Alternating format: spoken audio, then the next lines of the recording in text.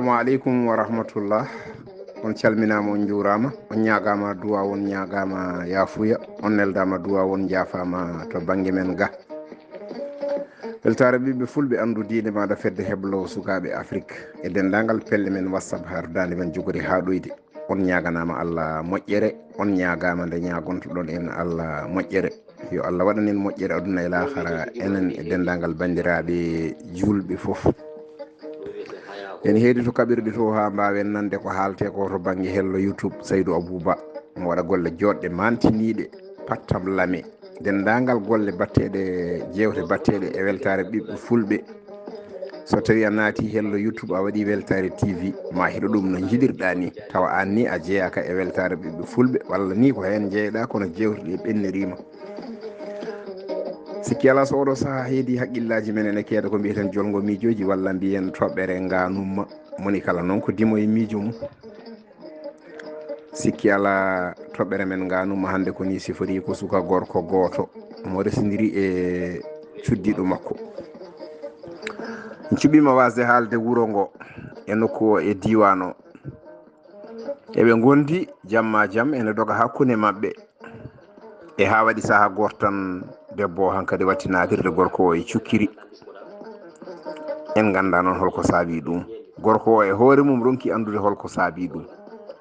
So gorko o iwrimo ñaamo tan o fata nano, so gorko o iwri nano o fata ñaamo, so gorko o iwri yeeso o fata caggal, so iwri caggal o fata yeeso. So wimo goho tan o wiya ɗum sappo,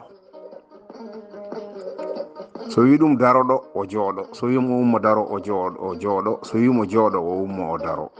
Ronki fof famde holko woni ɗon. Debbo o hankkadi ne hammininimo gorko o tan wi gorko o ko ma hokka ɗum dande mum tan ma seera ɗum. Gorko o wi kanum ne hokkatamo dande makko, ma o haalana ɗum holko saabi omo wiya yo hokke dande makko. O wi kanko yinno gorko o tan o natti yidde ɗum hande, o natti yidde ɗum janggo, yo hokkumo dande makko. Gorko o sali, o waɗi no waɗetno fof kanko debbo o, yo gorko o hokkumo dande makko. Gorko o sali hokkudemo dande makko. Ala fof to yahani. O noddi yimɓe, o noddi sehilaɓe gorko o haalani ɗumen, o noddi jinnaɓe gorko o haalani ɗumen. ɓen mbi min jogaki dande maɗa ko kanko jogui dande maɗa, min mbawa kadi forsudemo yo hokke dande ma. sikki ala o rewi yaade haw yana mawɗo goto o haalani mawɗo o alhaali o no yaari ni. Mawɗo o wi wona noon mbatta, aɗa andi no foti o tegnoma. O wi wallahi mboɗo andi o tegnomi ko ha sabba naggam o. O wi a rendinat ɗum ha timma, jaaha dokkamo mbiyamo yo hokke dande ma. Tenge ɗe tan gartiranamo nawtanamo tenge makko, mbiya yo hokke dande ma. Kanko debbo o waɗi no waɗetno fof tan haw rendini tenge ɗe. Mbaɗen yeru tan tenge ɗe ko 30 ujunere wonno. O rendini 30 ujunere ɗe ha timmi. O yetti to gorko to, o wi aɗa andi ko addimi hande. Gorko o wi so haalani mi andata. O wi addimi ko tenge tegnoɗami ɗe nani nda jaggu. Gorko o jaggi e jungo muɗum, o wi hokkam dandam. Gorko o wi mi jagga tenge ɗe mi waɗa e poosam te mi hokkatama dande ma. O wi ala, so tawi a nangi tenge kay a hokkatam dandam. Gorko wi mi wiyanima ya artir ko an yeehi gartirɗa, mi jagga tenge ɗe mi waɗa e poosam kono mi hokkatama dande ma, jiɗɗa fof mbaɗa. Gorko heeɓi kalis waɗe koyngal tuuba muɗum, jokkima e haajuji muɗum, wi hokkatamo dande makko. Waɗi ha dumunna, waɗi dumunna juɗɗo tan debbo o arte gorko o. O wi ma jaafoɗa, mboɗo ñaguima yafuya, ko seyɗani tan nanno e am, joni jinmi ko gartiden gonten ɗo gonnoɗen. Gorko wi min ɗo gonnomi hanki han hecci hanki ɗo ko ɗon gonni. Bandiraɓe sehilaɓe musidɓe tedduɓe, to yeyatano arti fof debbo o arti nana wontide gorko o, eɓe kalda pijja ɓe jalda. Bandiraɓe sehilaɓe musidɓe tedduɓe, eɗen jogui ɗo namdal faade joom bindi en sariyankoɓe. Mbate so debbo itti kalis totti gorko wimo jagguɗo seeram, mbate so gorko o jaggi kalis o hayso wiyani mi seerima mbate cergal yani walla yanani. Ɗo ko namdal faade joom bindi en, wona haqqilantagal ɗo ñawrete, ko joom bindi en ñawata ɗo.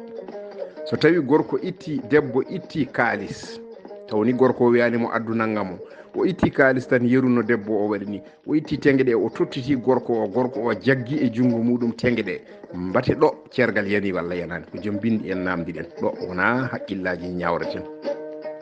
ɓe gondi balɗe seeɗa tan debbo o wi o ruttu ɗum kalis muɗum tottunomo, kalis mo dokkunoma mi o totti tan. Gorko wi ala on kalis kam mi ñaami ɗum ko ɓooyi, ko ɗo woni haala ka noon bandiraɓe sehilaɓe wonande joom haqqillaji en debbo o wi ko mawo rutta ɗum kaalis tottinnomo o kanko o wi ala ɓaɗo wiyano debbo o yo artir kaalis o kanum tan artiri o ruttata ɗum hannde o ruttata ɗum janggo ko ɗo woni haala ka bandiraɓe sehilaɓe musidɓe tedduɓe ɗo o namdal ene ɗo mbate yidde ene waɗi neɗɗo yiiɗa ha ɓooya tan natta yidde taw wala ko saabi ɗum natta yidde ha ɓooya kadi yidde nde kadi arta yitta no oɗo debbo waɗi ni ɗo ko namdal faade muɗon mbate oɗo gorko debbo so tawi wi natti yiddema wima ya hokku ɗum dande muɗum mbate aɗa foti jaggitade e dande he ha tiiɗa mbasa hokkude ɗum walla ala so tawi ene jaabe ko onon jaaboto ɗo mbate oɗo gorko debbo biɗo yo rutte kalis muɗum ko kanum adduno tan totti gorko o namdanoki mbate omo foti wiide yo rutte kalis makko o walla o fotani so tawi ene jaabe koto jaaboto